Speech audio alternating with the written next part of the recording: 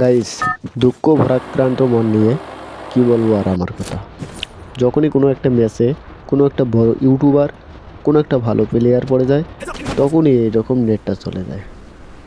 তো এই ম্যাচে কী হয়েছিল সেটা পুরোপুরি দেখতে হলে আমাদের গেম প্লের সাথে থাকুন। আর যারা এখনও এই চ্যানেলটিকে সাবস্ক্রাইব করেননি, তাড়াতাড়ি করে সাবস্ক্রাইব করে দেন এবং পাশে থাকা বেল আইকনটি প্রেস করুন।